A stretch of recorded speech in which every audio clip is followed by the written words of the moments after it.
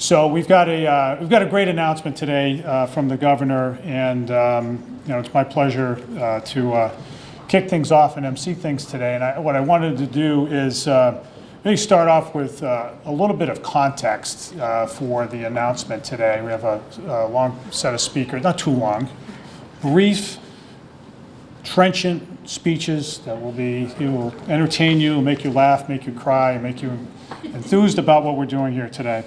But I wanted to offer a little bit of context. So we live in a time, and folks in New Bedford have heard me preach this, we live in a time in which capital and talent to a great degree are flowing to the major metros in the country and around the world, really. And you especially see this in the superstar cities, the Bostons, the Seattles, the Austins. There's a whole bunch of them. And these are cities where you go and you see like a forest of construction cranes, and people are just really living through a golden age. And for America, and the reasons for that are many, and having to do with changes in technology and changes in global supply chain and a whole bunch of other things.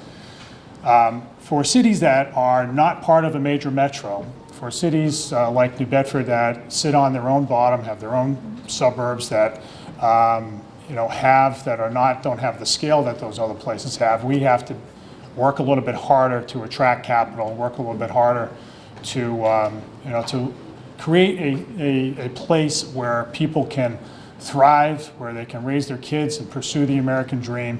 And so for places like that, including we here in New Bedford, we've got to think strategically and work together and act intentionally and stick to it and hustle all the time. And so, that's really what we're talking about here today. We're talking about leveraging major assets here, playing our cards well. The biggest card that New Bedford has, the biggest card southeastern Massachusetts has is right behind these drawn drapes. It's the Port of New Bedford. The port is, as everybody knows, the biggest commercial fishing port in the United States. It's the center of the blue economy in southern New England, and it's been that way for 250 years. And in order for us to make the most of it, in order for us to create opportunity for our residents so that they can live a good life here, is to leverage those assets to the hilt, to plan well, and to make a strong business case for investment, both public investment and private investment. And that means, in part, increasing the industrial capacity of the port. And so here's the diagram here, which I'll make some references to as we go on. To increase the industrial capacity of the port, as well as to allow for the evolution of businesses here into new things, value-added things, new business formation, 100% fish utilization, new technologies, and to create an entrepreneurial environment that allows for constant change and constant competitiveness. That's what we're trying to do. In a nutshell, that's what we're trying to do here. And we think it'll work. The times are good. The fishing industry on the East Coast is gravitating to New Bedford. As Ed Washburn will tell you, and we'll hear from Ed in a second, there are more North Carolina-based scallopers landing their scallops here in New Bedford than they're landing in North Carolina these days. We've had a 67% increase in out-of-state vessels landing in the port, and it's all gravitating here these days. And then there's the offshore wind industry, which we have seen with our own eyes over the last several years grow and mature in Northern Europe, such that there's over 3,000 offshore windmills in the North Sea. It's all coming here. It's coming here thanks to the work of a lot of folks in this room, spearheaded by the governor, spearheaded by a lot of folks locally. It's happening, and we want to make sure we're in the thick of that. And so today's announcement really is about putting us in a really strong position to attract capital, to create jobs, and to be a more sustainable city, a more sustainable greater New Bedford in the long run. And we are fortunate, as much as we do the planning here, as much as we do the advocacy, it wouldn't work if we didn't have a governor in whom we had full confidence that he looks for the business case in every investment, gives it a close scrutiny, but at the end of the day, if you make a good case, he's going to find a way to support it, and that's what's happening here.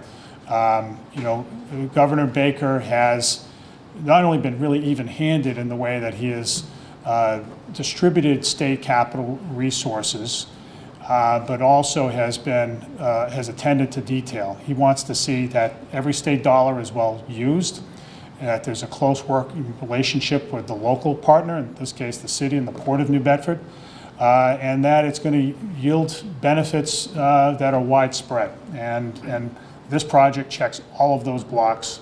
And so, Governor, I mean, this is one of several projects that we've talked about in this way. The Cove Walk was another one that we did a few years ago, and you know, where we can make a strong business case, we've got a governor who's going to deliver for us. And so, Governor, it's been terrific working with you and your team on this project. We really appreciate the support, and I think everybody should have confidence that this is something that is going to be an historic investment that folks 50 years from now will say, you know, they knew what they were doing back then. So without any further ado, if we all take a multivitamin faithfully, we'll all be around to see it. But without any further ado, Governor Baker.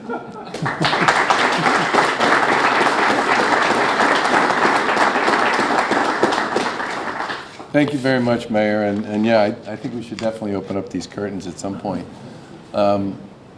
Let me just start by saying that one of the things Lieutenant Governor Polito and I talk about a lot, primarily because we both used to serve in local government, is how important it is for the Commonwealth to be a good partner. And one of the ways we define being a good partner is trying to find ways to help our colleagues in local government and in local communities build on the assets they have, invest in the strengths that they've got, and then help them mitigate whatever some of their particular issues or liabilities or concerns are. And that requires dialogue, conversation, and a willingness to stick to it. And one of the things I appreciate about the mayor and about the people on the mayor's team is their willingness to engage in dialogue and to stick to it. We started talking about this particular project a long time ago. I mean, I can't do dates anymore because it's just too confusing, but there were a whole series of issues that needed to be dealt with, processed, engaged in, figured out. But we always said at the end of the day, if all of that stuff could get figured out, then we would find a way, as the mayor said, to make this happen.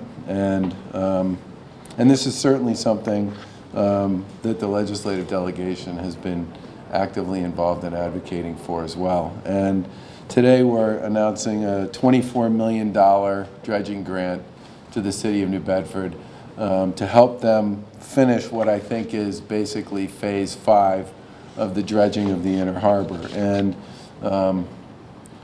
this is in fact an incredibly important asset to southeastern Massachusetts, to New Bedford, and to the people of this region. And it's no secret that it's the most significant port in the U.S. if you're thinking and talking about fishing. And I just want to put a little bit of an exclamation point on that because there's some pretty impressive numbers here. This port landed and processed $427 million of locally harvested seafood last year. It processed an additional 275 million pounds of international seafood and handled 312,000 tons of non-seafood cargo and moored approximately 570 recreational boats at 7 marinas. The total economic value of all port activities was over $11 billion, or 2% of the Commonwealth's GDP, and supported over 6,500 direct jobs and another 7,500 induced and indirect jobs. This is a major machine in southeastern Massachusetts, and it deserves to be supported, which is why we're all here today. I think the key word on this one, and I mentioned it before, and so did the mayor, and the lieutenant governor and I talk about this all the time, is collaboration and public-private partnerships. Private property owners here are contributing a 20% match with over $4.5 million committed to date. Additionally, the city's going to use the state's investment as a match for $15 million federal build grant to construct 800 feet of additional bulkhead on the North Terminal, which is a key second location for the deployment of offshore wind turbines in the harbor. And one way or another, we're going to get that project done. We've spent a lot of time talking to our colleagues in Washington. I absolutely believe that in the end, we can find a way to make this work. We have to find a way to make this work for the fishing industry and to make it work for the wind community. It's a big ocean out there, and there's got to be a way to figure out a way to make it work for both, and we're going to do everything we can, working with folks here and folks in Washington to see that that happens.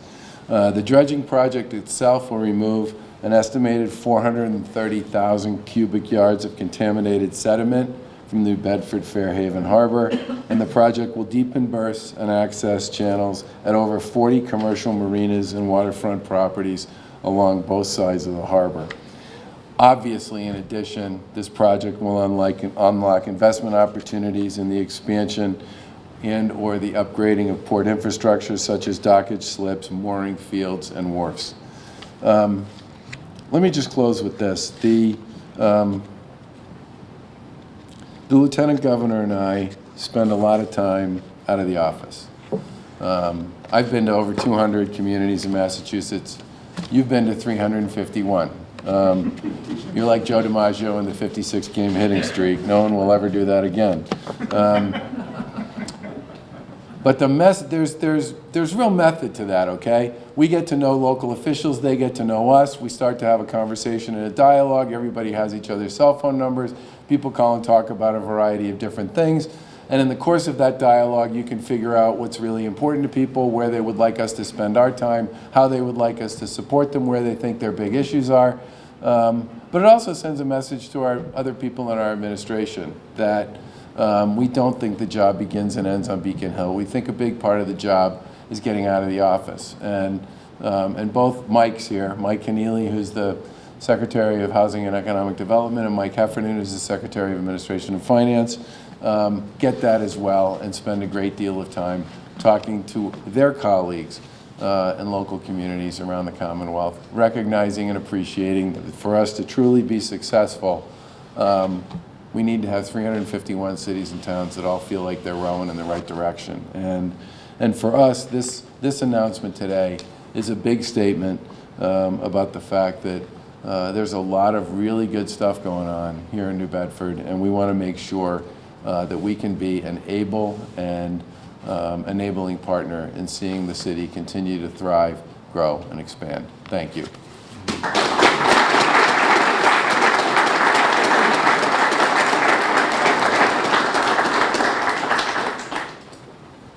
All right, thank you, Governor.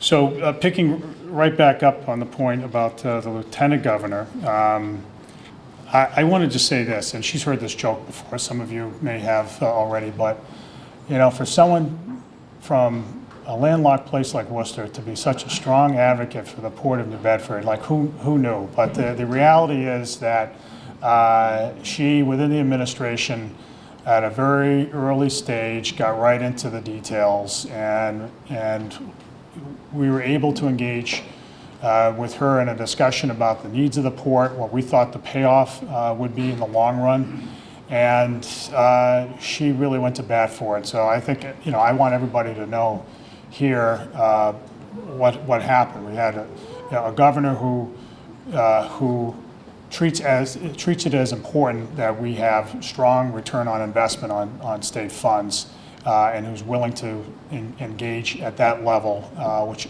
all good governors do, and a team led by the Lieutenant Governor who got right into the mix. And I just want to say personally to Karen Polito, just we really appreciate the advocacy here, and we're so glad you could be here today because you really made things happen.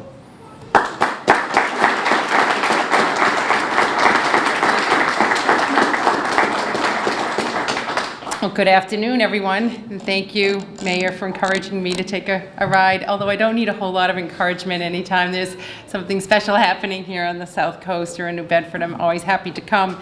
And today is a really great milestone and a great accomplishment for all of us here today. I'd just like to start by acknowledging where the governor was and talking about the team effort. Not only have the governor and I in our work been able to visit the communities of this Commonwealth. But we have set the sort of the tone and the example for our administration that as we get out and about, it's encouraged that the rest of the team get out and about. And I think the secret to that is it's really a lot more fun getting out and about and meeting the people who wake up every day in their communities that are either struggling to make a decision or advocating for more resource or looking for a real strategic partner in the state to help them get to the next level. And I just want to acknowledge both Secretary Heffernan and Secretary Keneally for really getting that and embracing it, and for getting out in the communities and following through with the information that oftentimes the governor and I learn in our travels. We hand off to the secretariats and ask them to figure it out. And in this case, they indeed put their minds to it, stuck with it, and figured it out. And I'm very grateful for that. I want to thank my friends in the legislature. Many of you know I was a member of the House of Representatives for 10 years. It was an honor to be part of that organization, and anytime I see my friends in the legislature, I'm always happy to look to help you in your districts. And you've got two great advocates, and Representative Cabral and Representative Schmidt and their delegation, who really go to bat for you and really put their voices behind the agenda and make it known that these are important priorities for us, and we're very grateful for that. I would say on this one, while it's great that we meet the local officials and we learn about the agenda and the plans, I want to credit the mayor and his team here, and there are other communities that are at this level too, how much smarter municipal officials have become to be very strategic and very resourceful in looking at the state programs and taking advantage of them. So really being aware of where the resources are in multiple places, and then literally stacking these grants up so they add up to a whole lot more. I remember being on the state pier a few years ago when we had a $3.5 million contribution through the MassWorks program for the refrigeration for the Clementine shipments and other items that come into that refrigeration facility, and thinking that was really great and that was a big commitment. But then there was more, thinking about how does that state pier right behind me and you're looking at connect with this village, which is so beautiful, and how do you, bridge the two? The mayor and his team have been very instrumental in working with what's called a TDI, a transformative development program, where there is an individual who works directly with the city and thinking about how to transform literally this village and the main street in this downtown area, and thinking about how it connects to this beautiful resource that you have, that you're stewards of. I think about that. I think about the MassWorks program, the collaborative workspace program. Housing production certainly has a lot of momentum, and the beat goes on. I guess that would be my message today, that while we're here talking about dredging, it's just part of a collection of work that we've been able to accomplish together. So to you and your team, a lot of them are here, thank you, and I know you'll hear from Ed. On dredging, dredging is, to me, it's about access to opportunity. Dredging is a means to an end, right? If you allowed for this harbor to fill in, none of this would be here. So over the course of time, it's just a natural condition that occurs that has to be maintained. And it is clearly a means to that ability to service not only commercial fishing, but recreational fishing, the catching, the processing, the distribution, the warehousing of all things fish. And for you to be able to claim that title of having the highest amount of economic output of all ports in this country, I think that's pretty amazing. But it's certainly your responsibility to continue to maintain and work with the business community that does business out of this area. So dredging's important. I remember talking about that early on in this process, and I'm really glad we got to this point. The final thing I would say is it's really an honor. I do chair a number of councils for the governor, and one of my favorites is the Seaport Economic Council. And as the mayor said, how does this former select woman from Shrewsbury, right in the central part of the state, understand the waterfront. And I think maybe that's because of my Sicilian genes. We have a connection to water, and I just know that we are so blessed as a Commonwealth to have 78 coastal communities, and in each community they have something that they can leverage to create more economic opportunity within their respective town or city. And the Seaport Council, and I see Ellen Sabula here and other members of the council, thank you for your leadership in helping us sort of navigate the requests for Seaport Council funds. To date, we have awarded over $41 million in Seaport Economic Capital dollars to 81 projects in 38 communities. And we have a survey out to all 78 asking how the state can be a more reliable partner in sharing our capital dollars through the Seaport Council to enhance the blue economy in all of these communities of our Commonwealth. But today, we're in New Bedford. And you certainly serve as an example community, as Exhibit A, if you will, about how a municipality should function, internally, collaboratively with your partners, and really focusing and putting your shoulder behind the effort to get stuff done, which is clearly what the governor and I are in the business of doing every single day. So it's an honor to be here today. Thank you for having me, and continued good work for all of us ahead. Thank you.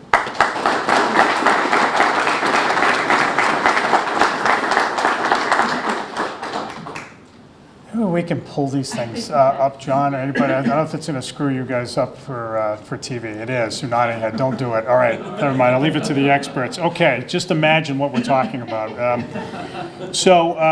wanted to pick up on something the governor said, and that is that ports are sort of metaphorical machines, right? There are a bunch of interdependent parts that have to work together to make it all go. And one of the things, just a real brief tutorial on this. So the harbor hasn't been fully dredged since the 50s, and that's really one of the biggest points to take away from this. This has been about 60 years since it was dredged in earnest. Parts of it have been dredged here and there, but it's been since the 50s. And there's lots of reasons for that. One of them is that the harbor is very contaminated. It is America's first marine Superfund site. Right, so those decades of capacitor manufacturers on the Acushnet River dumping PCBs into the harbor, that wasn't a good thing. All those PCBs ended up in the sediment in the harbor, and the federal government for the last 30 years has been cleaning it up in earnest, led by the Environmental Protection Agency, Dave. And but what that meant is that dredging would have been, up until recently, very, very expensive. To move those dredge spoils by train to some site in Michigan at $600 for every train car that leaves is a very expensive proposition.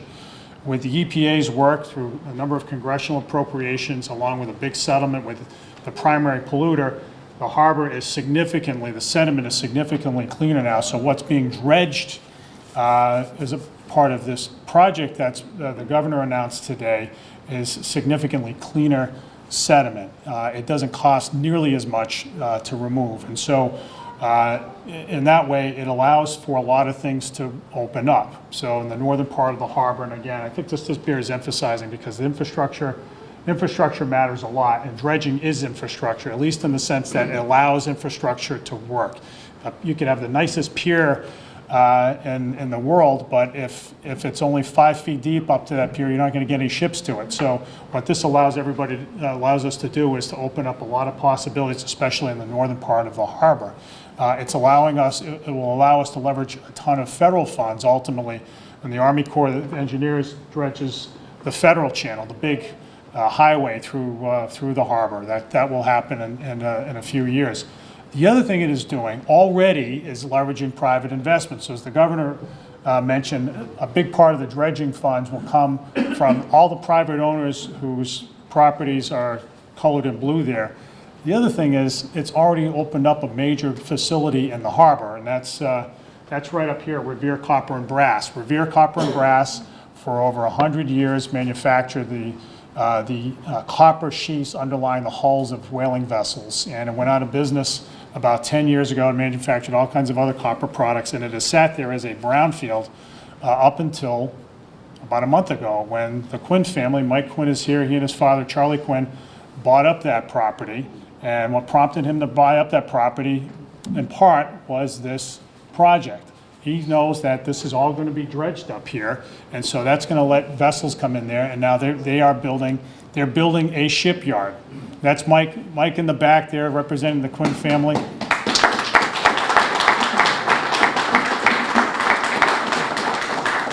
So that's a big addition to the port. It opens up, it creates more capacity to do all the things that we're doing, to absorb the growth, to continue to grow more. I say all this just, again, it's important context because, you know, if we're just talking about dredging, we're just talking about digging up dirt. It's a lot more than that. It's a lot more exciting to me and Ed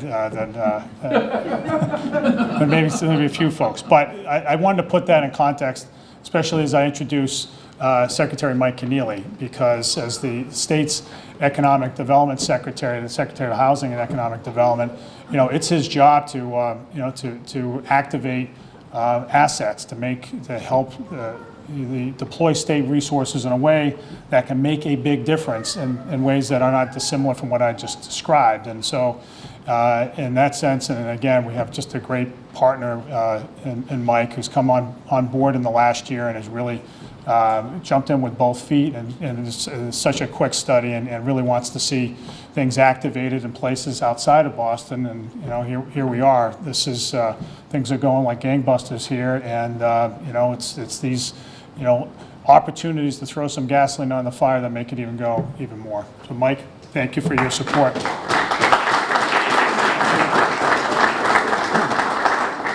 Thank you, Mr. Mayor. Great to be here today. Great to be here with so many of our colleagues in the legislature.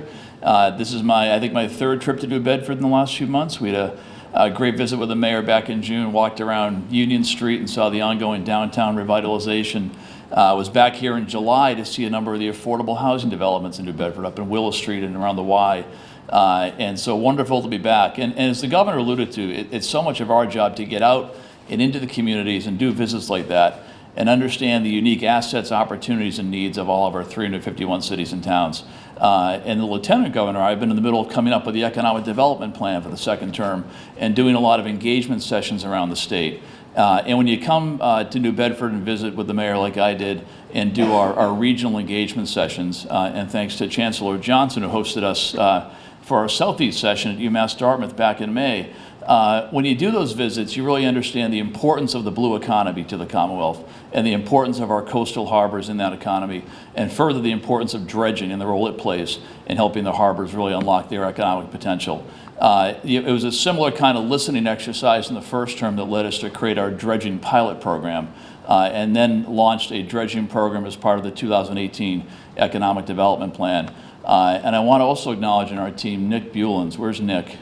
Nick was here. There he is. Nick is Mr. Dredging at HED. So thanks to Nick for his role in that. But it's a wonderful program, and as the governor mentioned, a wonderful example of collaboration between city and state to make great things happen. So wonderful to be here today. Congratulations to the city, and look forward to further collaboration. Thank you.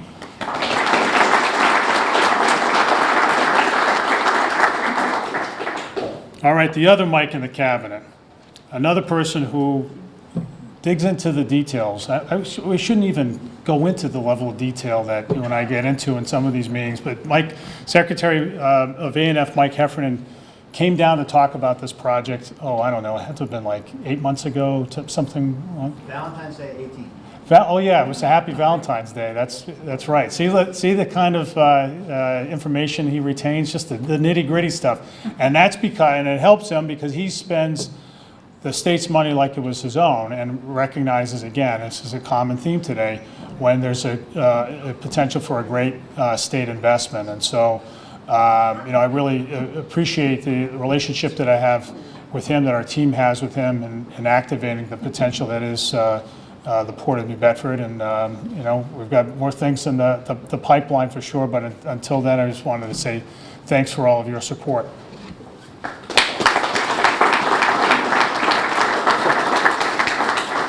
I will be mercifully brief, but February 14th of 18, following a cabinet meeting where the governor and the lieutenant governor sent myself and my then Undersecretary, or now Undersecretary, Jen Sullivan, to New Bedford to learn more about what we could do to help this community.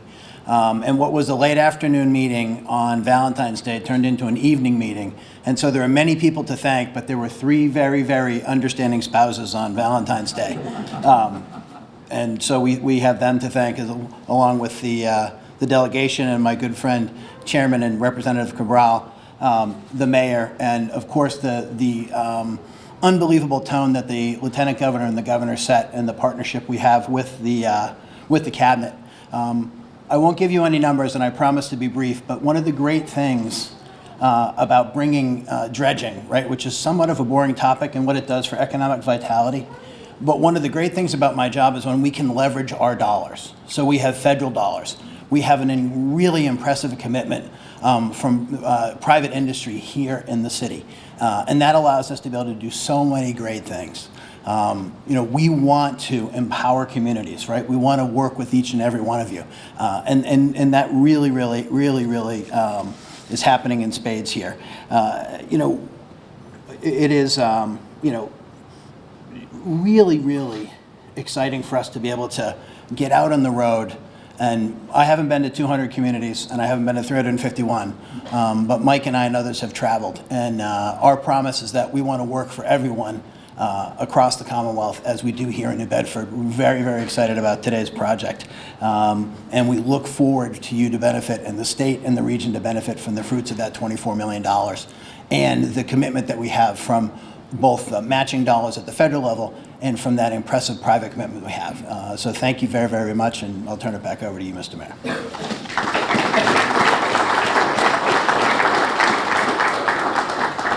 All right, I wanted to take the opportunity to thank our state delegation for all of their support. Tony Cabral, of course, we're in Tony's district right here, Senator Montigny, who couldn't be here today, Representative Paul Schmidt. I'd like to joke that if it weren't for the Port of New Bedford and all of its suburbs would be farmland still, and that would just be fine with Paul, the cattle rancher that he is. But yeah, it works perfectly for you. But we appreciate your support as well as the entire delegation, Bill Strauss and Chris Markey as well. And Chris Hendricks as well. Former State Rep John Quinn, who is the chair of the New England Fisheries Management Council, is here as well. Always a huge supporter of everything concerning the Port of New Bedford. But I would just ask my friend, colleague, and next door neighbor, Tony Cabral, to come on up and say a few words on behalf of the delegation.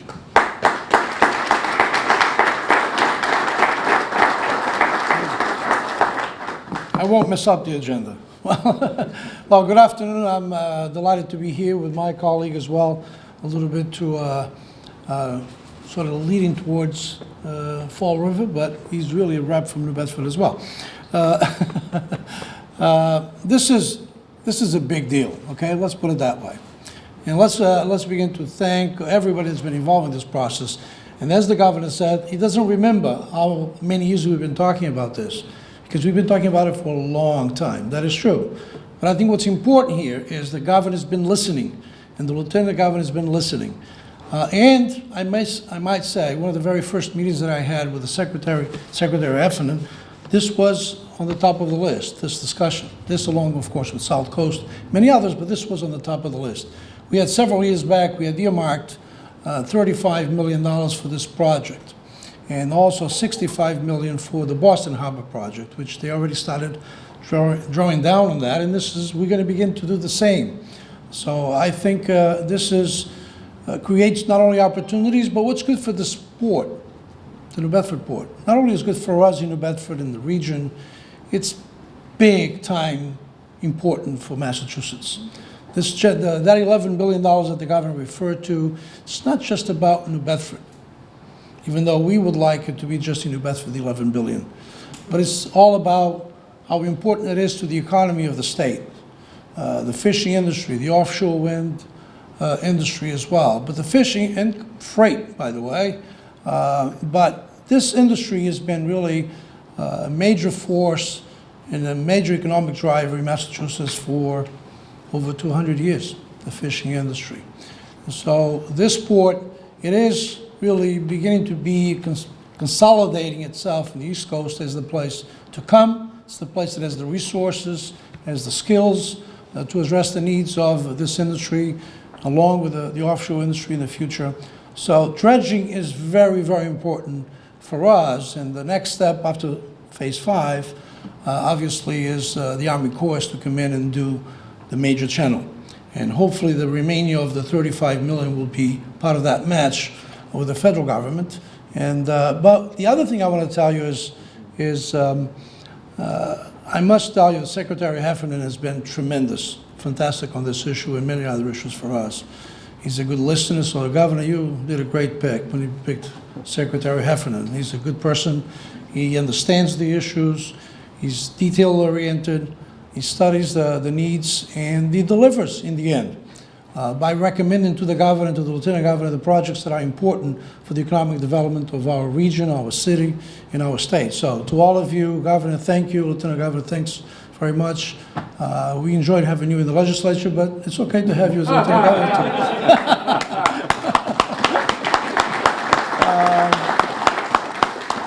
Let me just say, you know, Secretary from Economic Development, Keneally, is a fast learner. He's been to this city 3 times already. He listens as well. He knows what's important for us. As he knows it is, other things that are important throughout the state. You know, he has to look not just at us, but also throughout the state. So for us, this is a big deal today. It's a great commitment, $10 million for this fiscal year, 2020, and then the remainder will be drawn down on the next couple of fiscal years. And to the private industry, I mean, we have met with them, or they have met with us many times with the leadership of Ed, trying to bring them together. Their commitment as well is significant, it's important. The Quinn family, as the mayor said, if it wasn't for this project, they would not be able to do what they would like to do on that property. And that's big, because we haven't had really a shipyard, if we're going to, I'll call it a shipyard, of this potential size in New Bedford for a long time. Our friends across the harbor in Fairhaven, they do have some of those facilities. But, you know, New Bedford used to be a major shipyard many years ago. You know, don't forget the Morgan was built here in New Bedford, and many other ships were built here. So hopefully we can do the same in the future. So thanks very much for your commitment, Governor. We appreciate it. And let me just say, Tony, I know you would agree with me that there's probably no more appropriate place to be standing looking over the harbor than here on the Whaling Museum. The Whaling Museum, I'm sure all here would agree, really is the heart and soul, the center, the cultural center of the South Coast. And just recently, they were able to, with the help of the Waddles family and the Jacobs family, Mr. Jacobs was one of the founders of Qualcomm, to make a major extension to the Whaling Museum. We're sitting in it. Sitting in it right now.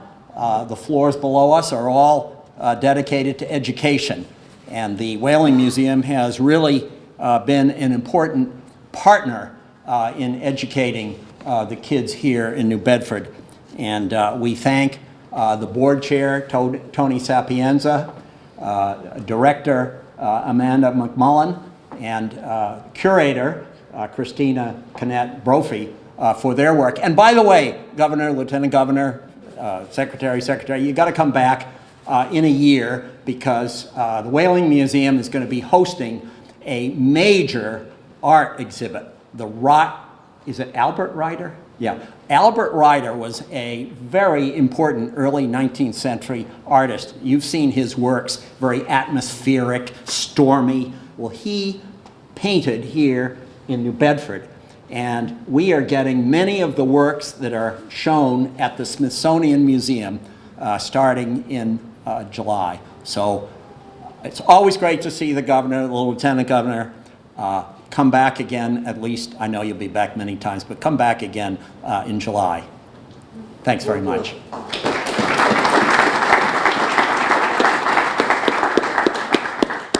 All right, thank you, Paul. And I do want to echo the thanks to Amanda and Tony and the team at the Whaling Museum for hosting us today in this spectacular space.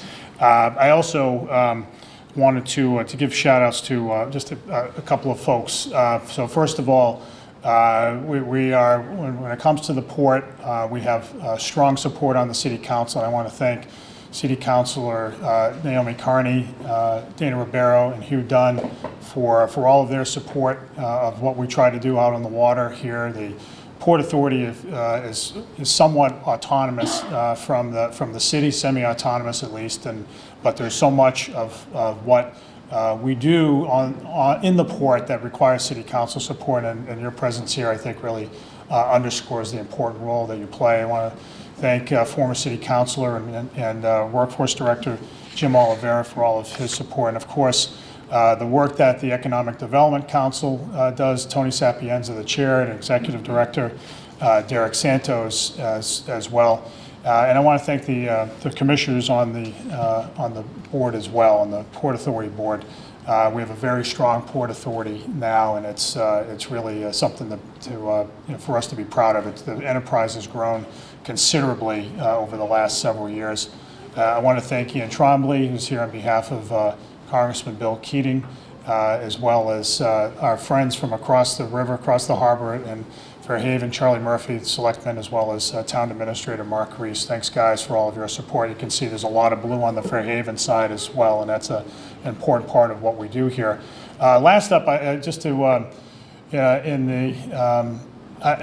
of this would have happened if it weren't for Ed Washburn, our port director, who really put the pieces together here, who really not only just got himself involved in the details, but understands dredging, understands the Army Corps programs, understands the engineering and the planning needs, the requirements that are part of a project like this. And he's taught me a lot about dredging over the last couple of years that have enabled me to be a stronger advocate for it, as well as other elected officials. But it couldn't happen without Ed's great work, and I just wanted to salute you for making it happen, Ed. And again, I know what the Lieutenant Governor's thinking. He's also from Worcester, and like, what? Go figure. But Worcester's loss is New Bedford's gain in our port director, Ed Washburn.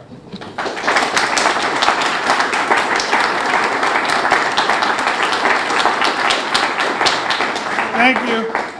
Nick was kind enough to give me this signaling me to be as quick as possible, so I will be. I think this is the culmination of 10 years of planning and effort with a lot of people, and I'm going to try to thank a few that haven't been thanked already. And I want to, the mayor mentioned the environmental benefits. It's easy for us to focus on the economic benefits because they're so numerous.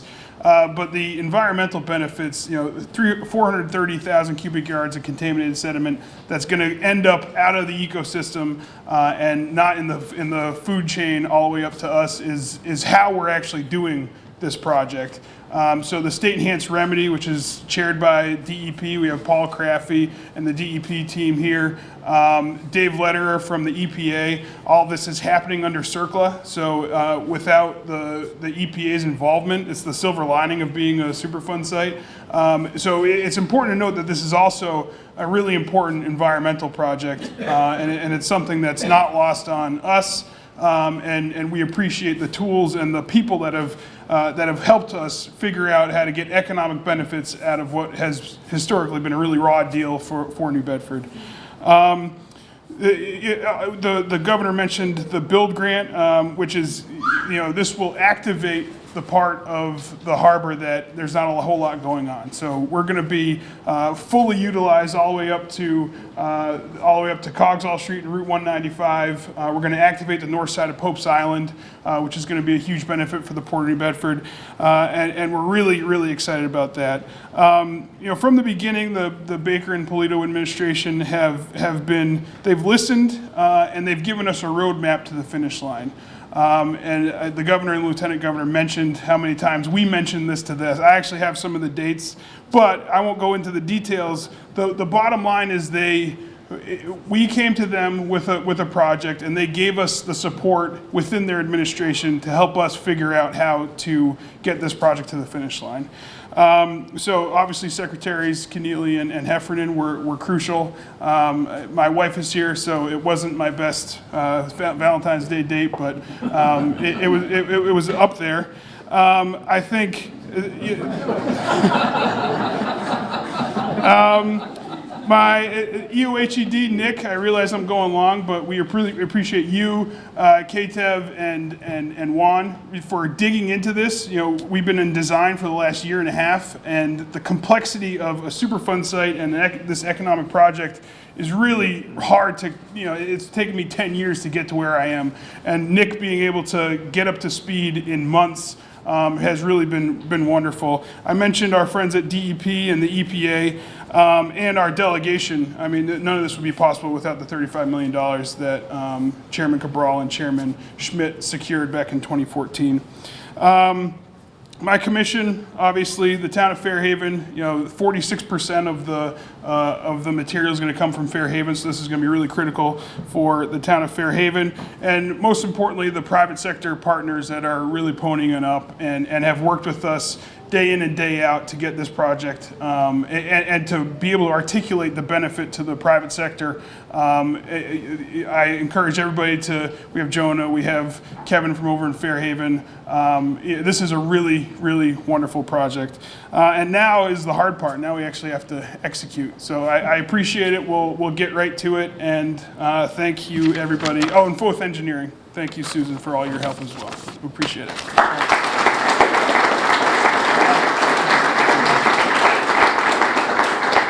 All right, so we have a hard stop. I'm sure there are some technical questions that folks might have. We'll hold on those. We'll make sure that we provide you the information you need. But I think we have is there a photo?